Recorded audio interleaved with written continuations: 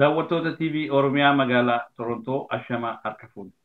Sagantaa guyyaa har'aa keessatti gaaffii fi deebii gabaabduu nama Yemen Sanaa keessa jiraatu waliin goone isiniif dhiyeessina. Itti aansuudhaan qophii guyyaa har'aan tanaa jechuun guyyaa goototaa ilaalchisuudhaan magaalaa Torontoo keessatti godhame isinii dhiyeessina. Itti dhiyaadha. Egaa mee haalli Yemen keessa jiru haala hamaadha dhugatti akkasuma baqattoota Oromoo fi hunda keessanuu qunnamaa jiraati. Mee yeroo ammaan tana haala hamaa kana keessatti namoonni Oromoo kaachi jiraatan haala akkamirra jiran? Gaariidha gaariidha akkuma dhaggeeffanitti haalli naannoo kanaa baay'ee gartee rakkisaadha. Hayyee. Magaalaan kanaa kun egaa Oromoonni biyya kana keessatti bakka afur jiraatu. Inni tokko magaalaa Sanaa jedhamu kana keessa jiraata, inni tokko Adan jiraata, tokko immoo mooraa baqataatti jiraata. Hayyee. Tokko immoo gara qarqara gartee Soodii fi Yaman jidduutti jiraata, akkasuma mana hidhaa keessa illee bakka adda addaa keessa hedduu jiranii. Hayyee. Yoon kan magaalaa kanaa kanarraan siin jalqabee magaalaan kanaa asemuu gaaraan marfamtee jirti. Gaara kana gubbaatti meeshaa adda addaa bakka gartee itti buufata gartee meeshaa waraanaatu jira. Hayyee. Kanarraa kan ka'e humni gartee qilleensaan amma meeshaa tumaa jiru kun baay'ee gartee dhukaa fi achirraa dhuka'uu ulaanni socho'aa foddaa fi kunis socho'anii kana keessatti ilmaan baay'ee baara ga'anii jeefamuun jiranii. Hayyee. Kana malees dhukaafni achirraa dhukamu kunii fi kan gartee meeshaan isaan ta'anii guba'ee faca'u kun namoota hedduu takka illee ni qaba. Fakkeenyaaf yoo kaa'ee dhala Oromoo lama dalagaa isaarraa isaanirraa obba deeman kakka fafa kana keessa dha'ee akkas ilma kana keessa gara jilbaa gadii kana rukute. Tola. Kana keessatti yeroo mana yaalaa seenanitti manni yaalaa waan gartee rakkisaa yeroo ammaa kana ta'ee fi yaalamuu dandeenyee malaalaniitti gara mana keessanii galaa jiranii akkuma gartee qaama isaanii keessa jirutti amma tolchaa jiranii. Hayyee. Kana malees namoonni dalagaa irraa itti bahanii jiru ifaanis jiru rakkinni adda addaa deemaa jira. Magaalaa kana keessatti gartee rakkinni adda addaa nama saamuunis ni jira. Hayyee. Kanaan walii rakkoo guddaatu jira bakki itti himatullee hin jiru. Magaalaa kanaa kana keessa karaa keenya kanaa kan deemu jechuudha walumaa galatti. Magaalaa san keessa silaa mootummaan nuu jirti? Mootummaan gaafa kaafnee jirti gaafa qaamalee gaawaa mootummaa gartee itti kana jettee asirraa dhoobbuun jiru kana wajjin namoonni tokko tokko kan mana hidhaa jiranii fi waan kana wal qabsiisanii amaltuu jiranii. Hayyee. Rakkinni akkanaa kanatu hedduu deemaa yuunivarsiitii waajjira isaanii cufanii fi baafatanii. Hayyee. Koominitiin Oromoo illee yeroo isaan tilifoona isaan duraan kennanii bilbilanii namoota tokko tokko fayyamanoota kan silaa bakka itti baqatan hin qabne mana keessa taa'anii yuunivarsiitii waajjirri cufaadhaa miti manatti gallee jira jechuu deebisa akkasii deebisanii. Isaanis hawaasa keessa jiru keessaa namoota tokko tokko walitti qabanii yuunivarsiitiin illee ulaa cufattee nu biraa baafattee jirti wanni ittiin gallullee hin jiru. Yoo danda'ame namoota adda addaatti nu iyyaa kan jedhanii afaan keessa ol deebi'anii ufuma wal gaafatan malee furmaata gama yuunivarsiitii furmaanni guutuu walumaa galatti kan dhaabatee jechuudha. Hayyee. Duuba waa'ee duuba akkami raashinaa fi nyaata fi kana akkamitti hojjetan? Rakkinni guddaan tokko isa kana gara fuulduraa baatti rakkinni guddaa kan argamsiisee deemu kana namni biyya kanatti kan jiraatu jirullee gargaarsa yuunivarsiitii osoo hin taane maqaa ofiitii carraaqatee ilmaanii fi ofirrattis carraaqaa jira. Kun amma gubbaanonni alaa kan silaa dura keessa dalagan kun ganamni keessa dalagatu sodaatee cufee bahee jira. Ayyee. Kuni kanaafuu baay'ee jechuun nama tokko yoo taate malee dalagaa dhaabee jira biratti waan karaa manaa birraa baasuu fi danda'an hin jiru waan nyaatu bara fuulduraatti rakkisaadha. Namicha illee qajeelatti gatan hin jiru. Kuni gartee baay'ee fuulduratti waan gartee sodaachisaadha. Ammaaf namoonni gartee rakkatee beelaaf gartee ilmaanii wajjin rakkatus jiranii. Duuba fuulduraaf maal yaaddammee kanuma walii qabsiisati duuba akkam wayyaa'etan amma haala amma jiru kanatti. Wanni yaadan hawaasni walitti dhufee haasa'uu furmaata biroon qabnu nama itti yannuti hin qabnu Oromootu maala jiru kan gartee waan tokko gartee jilaaffamuu danda'u akka noorii kennamuu irratti nooriyyaa jechuu kan walitti furmaata nama biraatti akka qabne kana waliin jiru. Kanuma jechuudha inni ammoo baay'oo gara warreen akkuma lafa deegaatti qarqara olaanoo Suudiitii fi Yaman biratti yoo deebine. Tole. Isaanis baay'ee rakkina jiraniidha. Akkuma gartee magaalaa kanaan deemgamu fakkeenyaaf nama sadii bakka gartee machaa aadaa jiraachuu qabu keessa Oromoota irratti galata. Sadii illee akka hojii gajeellee qorannetti sadeenu gartee wanni bineensi garbaan kun irra bu'ee warra gartee Oromoota nama 45 wajjin dhumanii. Ayyee. Kanas gaafadhaan sodaachisaadha. Namni yeroo gadhiisanitti yeroo reeffi isaanii gartee gaamaal akka ta'etti darbeessanii garuu du'a isaanii qoftiidha kan dhageenye. Kana malees gaafadhaan akkana toli qabanitti jira. Hafuura isaanii baay'ee kanas hordofnee namootatti jiran naannoo jirullee nutuu bakkee sodaannee naannoo walii bakkannee dhumanii jiranii isaanii hin beeknu kan jedhu jechuudha isaanirraa argameeti. Walumaa galatti gartee haalli naannawaa biyya Yaman keessa amma Oromoonni jiru inni biyyaafis gartee walumaa sumuudhaa fi saree gadee dhaabbatu fakkaatan jechuudha.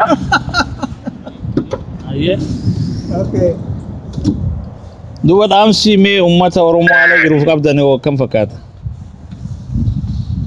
Gaariidha gaafii jechuudha. Ayyee. Jara mooraa gartee mooraa bakkaatti jira aganti jira warroonni agan ammoo bakki jijjeedduun irraa deemaa jiru naannawatanii akka qorannee gaafannetti namoonni naannawatan jiranii. Hammi tokko mooraa bakkataa algaratti bakka jirtutti deddeebisee jira. Hammi tokko immoo ati keessatti ba'uutii dandeessee ati keessatti Yookiin akkuma haala fi kanatti hubattee wanti isaanii godhan tokko jiru asxaa mogortuu hojjechuu kan eeggatanii jechuun isaa warra adan keessa jiraniiti. Ayyee. Kana malees namoota amma haaraa dhufee ayyaanni nama 200 waliin qabdee bakka takkatti nama bakka seenuu qabne waan nyaatu waan ta'e hin qabne yeroo ammaa keessatti nyaachistee obaasaa jirti jechuudha.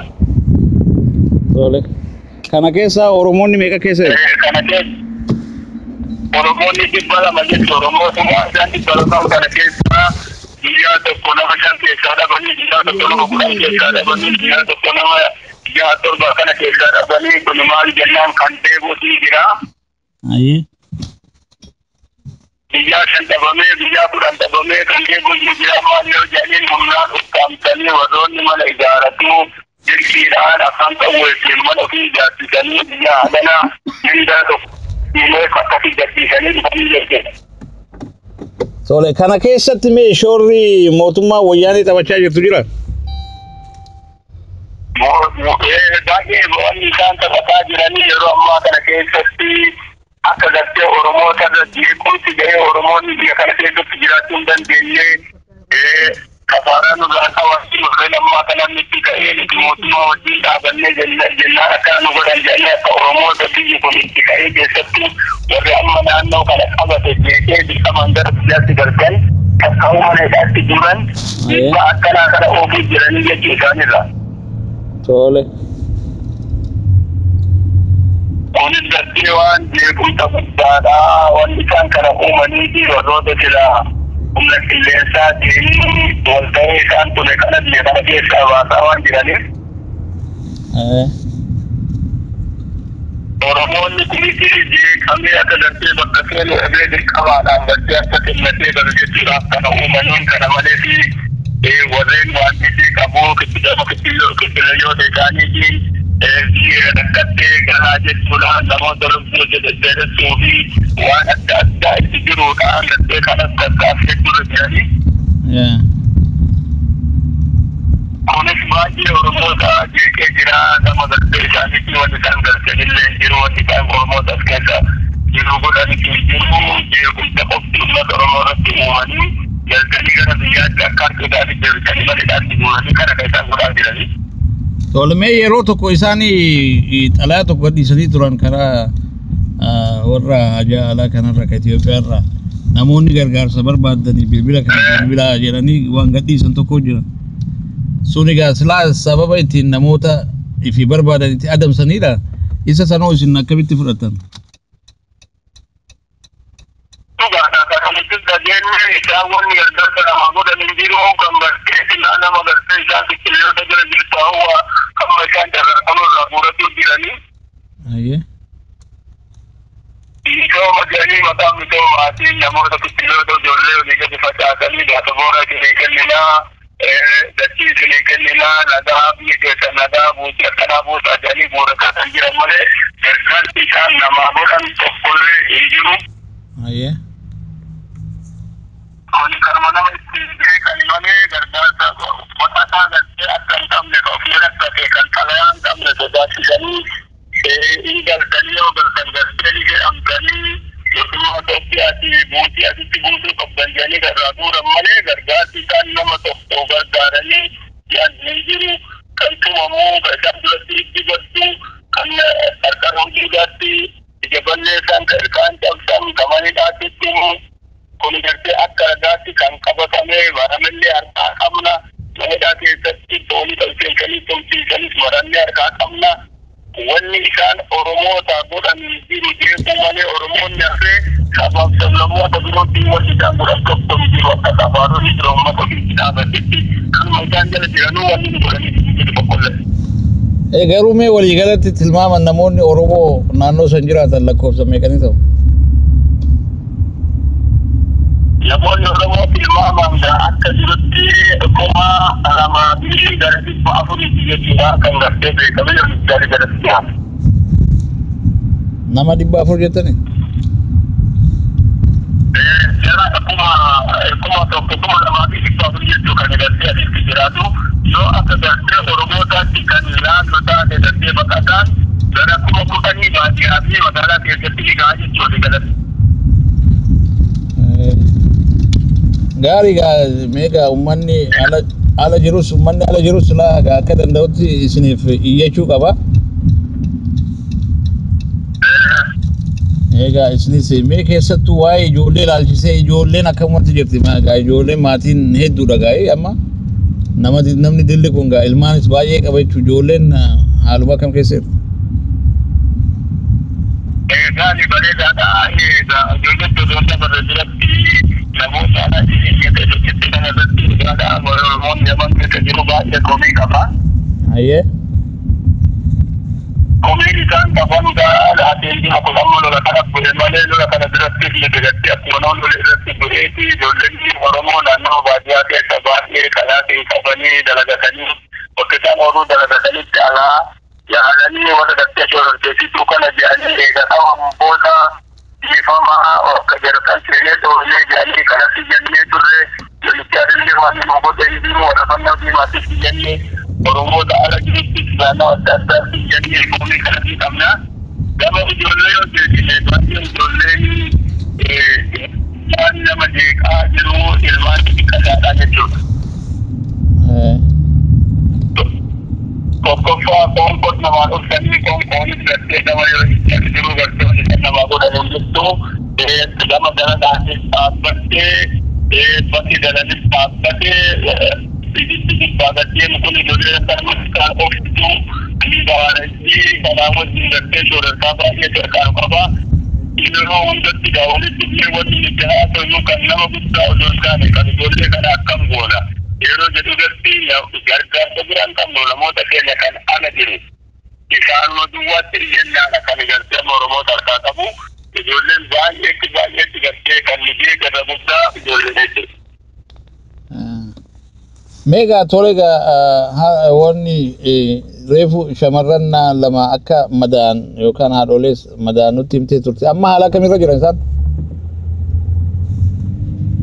Isaan kun amma mana galanii dhuma isa takka irraa bahee isa takka garaa keessa jira irraan hubaataa jennaan amma yeroo qabnu yeroo lolaati boodatti irraa baafamanii amma baasuu hin dandeenyu kan jedhu darbeetuma kan gartee wanni keessa jiru mana ofii jirti jechuudha. Garuu baamiin hiikanii gara booda waan foonbeeyyiin hiika qabanitti ammoo akka jirutti hiikanii.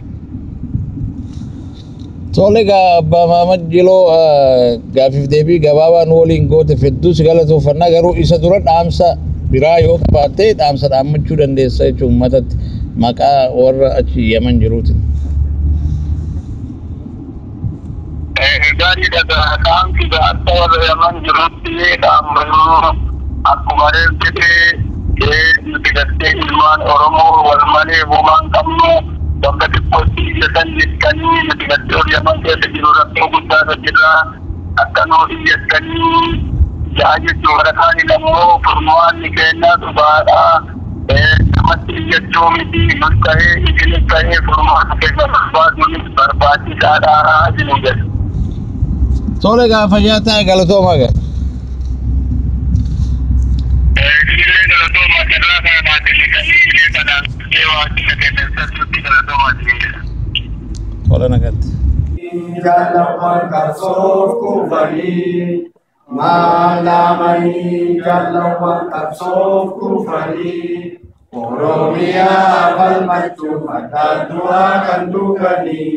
Daganoo teenya kaasaati gadi nu gaajani ba'aa teenya ilaalchuuf qopheessaan nu jaani ba'aa teenya ilaalchuuf qopheessaan nu jaani jaalawan keenya nu tarree turree dhiigaan tattaraaree jaalawan keenya nu tarree turree dhiigaan tattaraaree.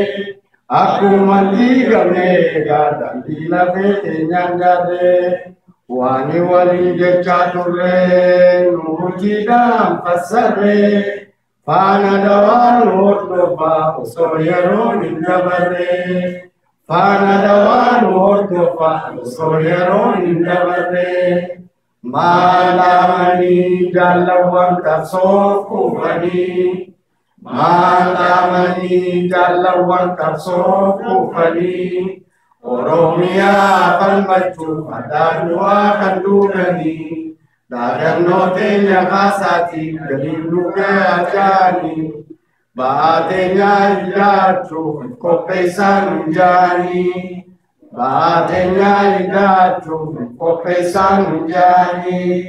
Lafeen keenya saada cabtu, dhiigni keenya saafacha'u.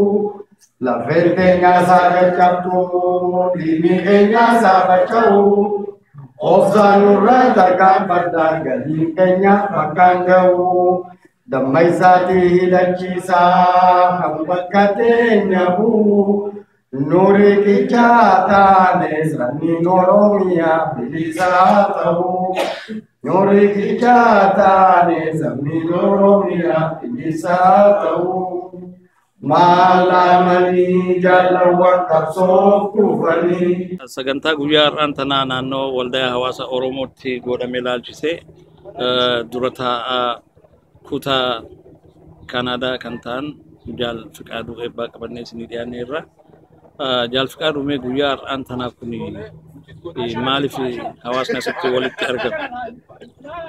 Guyyaan irraa kuni 15 guyyaa gootota Oromoo itti yaadataa oolluudha. Kanaatiif baatii kana keessa utuu baatiin kun hin dhumin ayyaana akkasii kana bakka bakkatti ayyaaneffachuu walitti hawaasi Oromoo walitti dhufe gootota keenya Oromiyaa irraa diina keenya akka ta'an turanii fi ammas kan itti jiran gara fuulduraatiifis jajjabina akka ta'uutiif warra darban kana yaadachuudhaaf asitti ol deemnee seenaa isaanii seenaa qabsoo keenyaa olii himuudhaa fi kan irratti jajjabeessuudhaaf walitti qabamne har'a.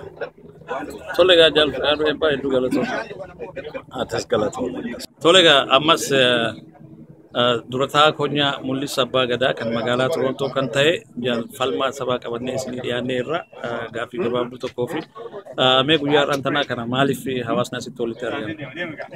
Guyyaa har'aan tanaa hawaasni wanni asirratti wal ga'eef dhugumatti bu'uura Oromummaa warra bu'uure yaadachuudhaaf gootota Oromoo guyyaan kun eebla 15 irraa garuu akka biyya alatti akka naannawan nuu mijaa'utti har'aan tana guyyaa 11 saftii kabanyee guyyaan kun baatiin tuni dhugumatti nama dhiiga Oromoo qabu dhala Oromoo ta'e maratti guyyaa gaddaan warra lubbuu isaanii mi'ooytu ummata Oromootiif kan Oromummaa biqilchuudhaaf kan yaadannee waan isaan irratti kufansan dachaadhaan itti gaafatamummaa fudhannee qabsoo teenya saffisaan waan isaan itti wareegaman san bakkaan ga'uudhaaf yaadachuudhaaf irbuu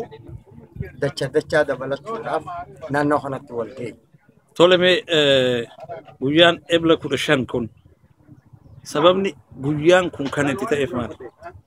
Guyyaa kana addi bilisummaa Oromoo wanni itti eebla 15 itti murteesseef guyyaan kun guyyaa hayyootiin hoogganni adda bilisummaa Oromoo namni 11 naannawa gammoojjii Somaalee keessatti itti wareegaman. Wareegamni isaanii kun seenaa guddoo qabu. Somaalonni warri yakka badaa kana hojjete hayyoota Oromoo irratti hoogganoota Oromoo irratti amantiidhaan addaan baasuudhaaf isin warri Islaamaa achi baha warri Kiristaanaa achi baha ja'anii hoggaa gaafatan lakkii nuti amantiidhaan addaan hin baanu nuti Oromoo jiraannu wajjin jiraanna dhumnu waliin dhumna ja'anii tokkummaa isaaniitiin guyyaa san warri 11 osoo lubbuun isaanii hin bahin waliin wareegamanii yaadannoo guddoodha. Addi bilisummaa Oromoo gaafa kana walgahii gumii sabarratti murteesse waan seena qabeessa lafa kaayeeti itti amana. Uummanni Oromootis wanni isaanii galuu qabu. Warri har'aan tana amantiidhaan Oromoo addaan fo'uu jiran warri gandaan lagaan addaan fo'uu jiran lubbuu mi'ooytuu silaa warri Islaamaa hoogganoota san keessaa hangi jiru lubbuu isaanii qoftii baafna ja'anii lakki nuti Islaamaa nu ajjeesinaa ja'anii Somaalee saniin lubbuun isaanii silaa dandamatti jechuudha. Garuu fafa Oromoo keessatti uumanii lafa dabruun feene Oromoo keessatti tokkummaa fi jaalala uumuudhaaf warri wareegame san maqaa amantiidhaaf biyya manaan baane bu'uura Oromooti. Oromummaa lafa kaayu Oromiyaa biqilchuudhaaf lubbuun isaanii kuttee tokkummaadhaan akkasitti harka wal qabatanii gammoojjii Somaalee keessatti wareegamanii jechuudha. Seena guyyaan kun guyyaa seena qabeessa. Guyyaa silaa Oromoon hundinuu har'aan tana sa'a 24 dhaabbattee ifaatan tokkoon malee shaamaa qabattee yaadattu. Kanaaf tokkummaan uummata Oromoo haa jabaatu. Oromoonis bara baraan waan kana yaadachuu qabaannee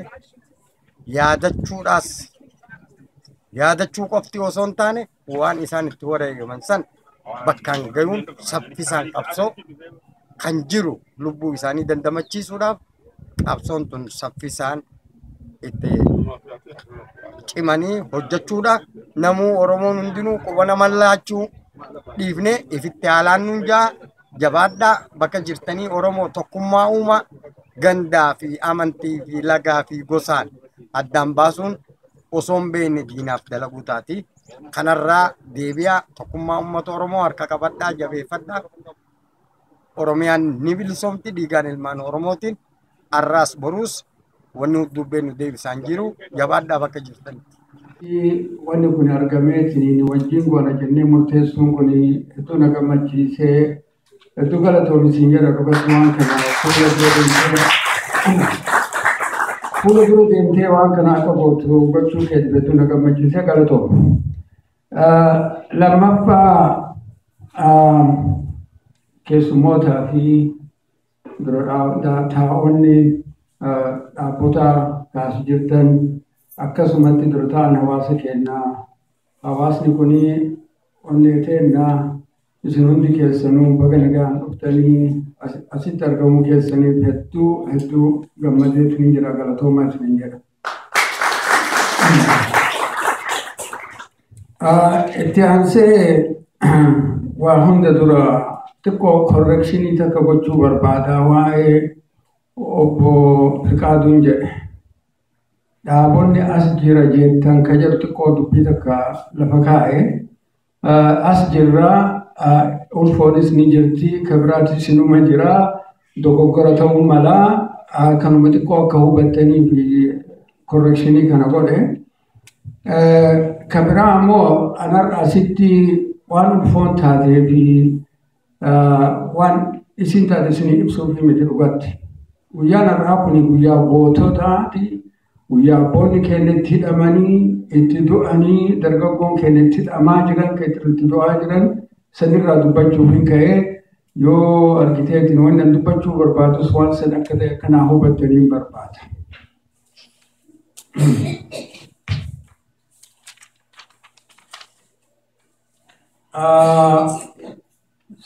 Eegasuu gaa ani bakkeen jala qabu ni barbaadu dura akka mooltanii gaa ooltanii assalaamu alaikum isin jedha.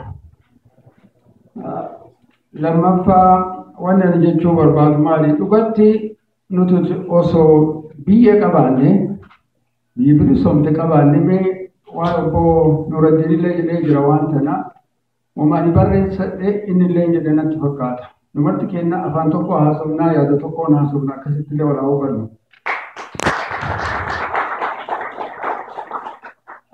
Osoo biyya qabaanne akka biyyoota biraata bilisummaa qabdu osoo taane guyyaan har'aa kuni guyyaa remembrance day yaani biyya kanatti warra argiteetiin waraana keessatti miidhamee nafsi ofiitiin nu keessa jiru fi warra dabran itti yaadani. Dhugatti guyyaan kun guyyaa jabaa akkuma beektan ummanni bilisummaa qabu hundi isaatu iyyuu guyyaa kanaaf jecha waan isaan hin goone hin jiru. Nutilleen gaafa biyya keenya arganne ni goona ammas immoo itti jabaannee waan kana yeroo hunda waggaan kabajuu qabnaan isiniin jedha. Dhiisuu hin qabnu irra deddeebi'ee jechuu jala. Yoo as gara gallee ilaalle guyyaan goototaa kun dhugatti yoom jala qaba.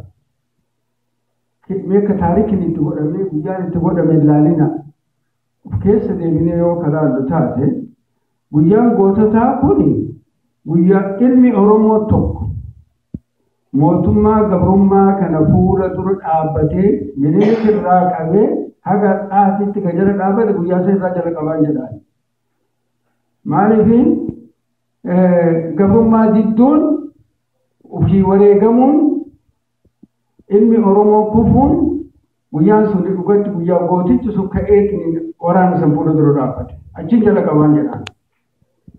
Lammaffaa gootonni Oromoo yeroo sanirraa qabee haga dhaatitti kumaan lakkaa'aman osoo kalaqoonu taate ammoo listii isaanii haga ammaa hin qabu.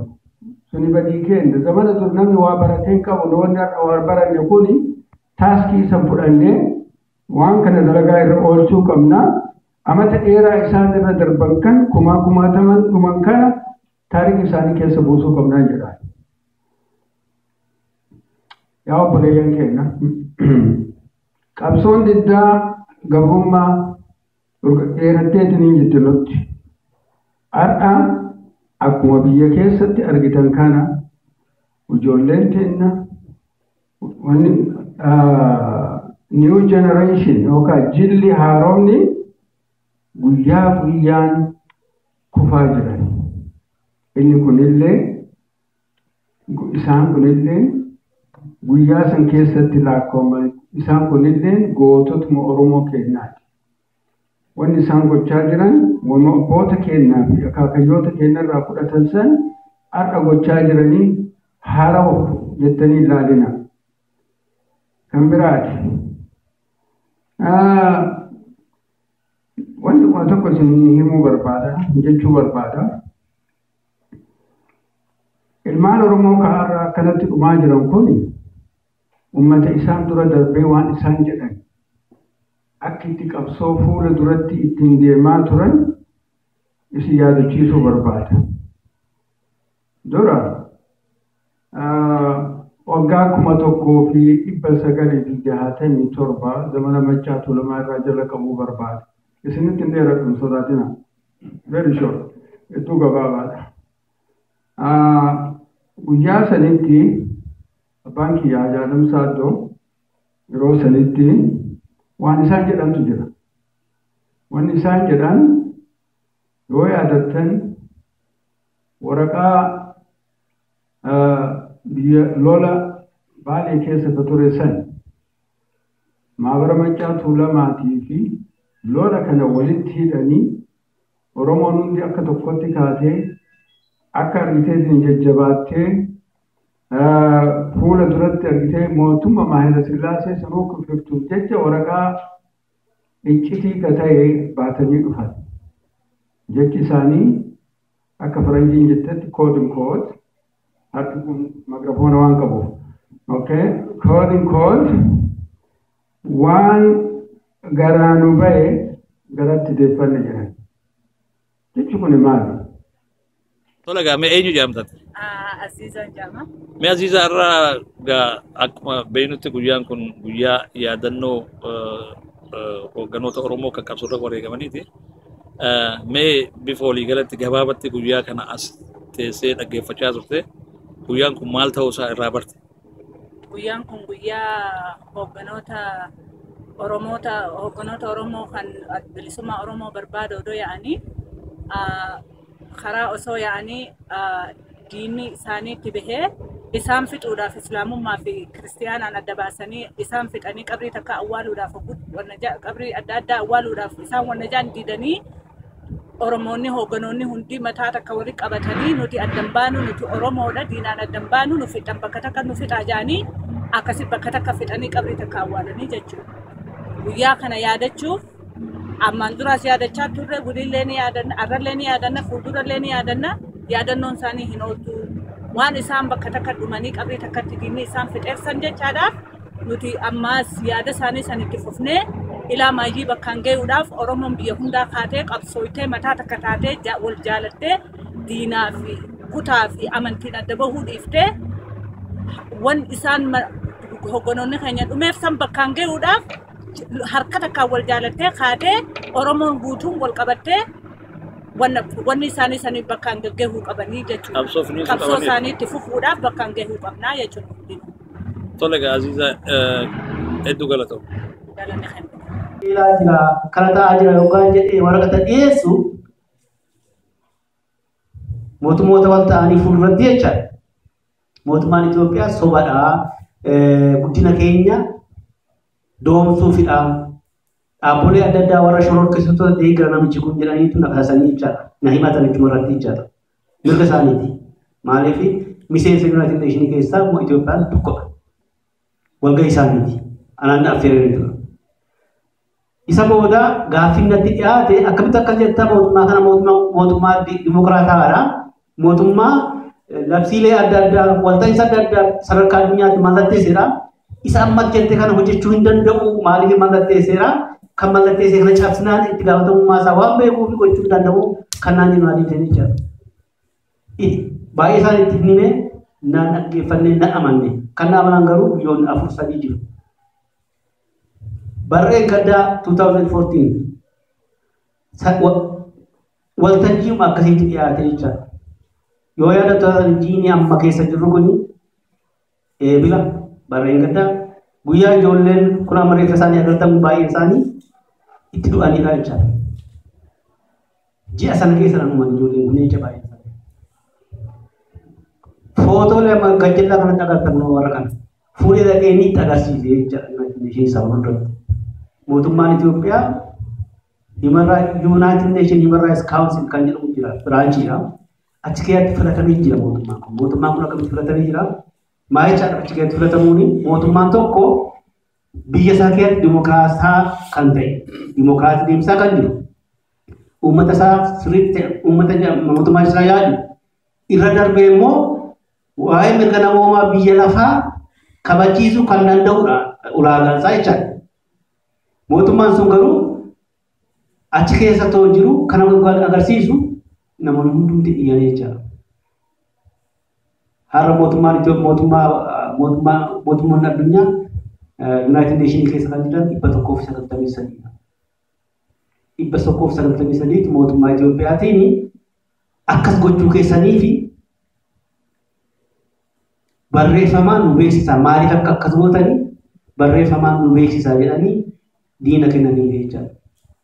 Ammaatti hin beeksifne wanta gochaa jiru garuu ana jechuun barbaade inni guddaa maayinni har'a rakkinni uummata Oromoo rakkinni uummata sabaa fi sablammiiwwan Itoophiyaa keessa jiranii beekameera. Har'a Oromoon akka mootummaan Itoophiyaa jedhu shororkeessaa miti shororkeessituu miti haqa isaaf uummata falmataa jirudha. Kanaaf har'a nuti asii deemne yookiin Oromoon akkasiin jettan ka'ee tarkaanfii hanjaalate mootummaa sanarratti yoo fudhate uummanni Oromoo balaaleffatamuu hin danda'u. Maaliif beekameera isa jechuudha waaleeni kanaaf kan irratti hojjechuu qabnu. Kanaaf amma yoo irra deebisin gaafatu maayinni uummanni kun rakkinni jira. Rakkinni jiru dadhabbina keenyadha. Gara fuulduraatti deemuu dadhabneerra. Mootummaan Itoophiyaa amma jiru kuni sagantaa inni baafate sagantaa dheeraa. Sagantaa dheeraa sagantaa baay'ee gadi fageenyaan irratti hojjetan sagantaa horiin miliyoona biliyoonatti dhangala'e uf tursuuf jechaadha. Kana moo cabsuu kan danda'u eenyudha? Uummata kanadha. Eenyumarraa hubannoo eeguu hin dandeenyu. Eenyutu biyya kanatu dhiibbaa godhee mootummaa Itoophiyaa wajjiniin mootummaa Itoophiyaa buusee Oromoo achirra baasa kan jedhu ofirraa eegina. Absoluutli eegina. Kan nu baasu nuti ani dhaabni keessa jedhu sirriitti beeraa nan baay'oolatti jedhama jechuun maal barbaade lolatti dhamannu nama balaaleffanna lola maaliif nama waa bituu jechaadha. Haa ta'u malee lolli haqaa immoo United Nations keessatti illee kabaja qaba. Kabaja ta'uu ta'e fudhatama qaba. Fudhatama qofaa ta'uu ta'e deeggarsaaf argata. Warra Filisteemaa akkasidha. Lolli Filisteemaa keessatti deemaa jiru lola haqaatiin lola United Nations fudhatee deemsaa jiru. Humnaan caalamee akka waan waa ta'u malee. Kanaaf ammas taanaan hundumtuu harka keenya keessa jira. Har'arraa kaasee ani akka mataa kootti akka barbaadutti akka fedhu ta'uus immoo qabajee akkatti amanutti. Akkan haala biyya sana keessa jiruu fi Horn of Afrikaa keessa, Sudaan keessa, Keeniyaa keessa, Jibuutii keessa, Sumaalee keessa, Yemen keessa uummata Oromoo fi uummattoota biraa irratti ta'aa jiru akkan argetti kan nu baasu Oromoon itti ciccinee ofirratti murteeffannee isa tokko miti isa tokko keenya ofirratti murteeffannee waa tokko hojjechuu qabna. Kan hojjennu taanaan Oromoon akka uummataatti jiraachuu hin danda'u. Kana beekamu. Kuni waan jechuuf yookiin immoo siyaasaaf yookiin immoo ta'in haala deemaa jirurraa haala hubachaa jirurraa argaa jirurraa waan sirriitti muufidha jechuudha. Dookumentiidhaan qabatamee waan jirudha. Har'aanii mootummoota walta'iinsa irratti yookiin immoo United Nations irratti mootummaa Itoophiyaatiin jenoosaayidii kaasuuf deemnaa jechaadha dhaabban keessatti jiru kana. Maaliif ulaagaa sana guutaa jira. Ulaagaan sun guutamee jira. Jenoosaayidii jechaan fixiinsa dhala namaa jechaadha. Qabxii shantu jira. Qabxii shan sana keessaa mootummaan Itoophiyaa tokkitti qofaan hin raawwanne afur raawwateera. Akka seeraatti immoo genocide kan jechisiisu mootummaa yookiin immoo dhala namaa yakka hojjeteera jechisiisu qabxii shan sana keessa tokko yoo raawwate ni ta'a. Mootummaa sun garuu afur raawwateera qabatamaa. Kanaaf haala nuti waan gara duubaatti ilaaluu hin qabnu. Karaa nageenyaa fi kan rakkina uummata Oromoo kan jedhu ofirraa fuudha. Sammuu keessa haqa akkamitti kontribuutii gochuu danda'a yookiin immoo uummataan gargaaruu danda'a yookiin immoo rakkina keessa jiru kana furuu danda'a kan jiru irratti yaada yoo yaadan taatan immoo dhiisa. Naasa hinaas mana keessatti galaatti akkuma jaartii jedhanii firaashii fuudhaa kana dhiifne asumatti haguugna. Asumatti sukkaara nuuf nu ajjeesaa jecha. Maaliif akka jaalalli jiraanna uummanni achitti dhumaa jira kana gochuun baanu taanaan isaas gaaffii kan biraa. Karena kan ta'uu qabu ammas taanaan walga'iin ani ammas hawaasatti dhiyaachaa jira jechaadha. Walga'iin waan gaaf tokko waamame uummanni Oromoo bakka jiru gabaagame waa tokko irra ga'ee firatti murteessaa waa tokko gochuu qabaa jechuu barbaadanii kanadha. Kanaaf guddaa galatoomaa ani waan jiru kanarraa yoo gaaffii qabaattan. Jadi,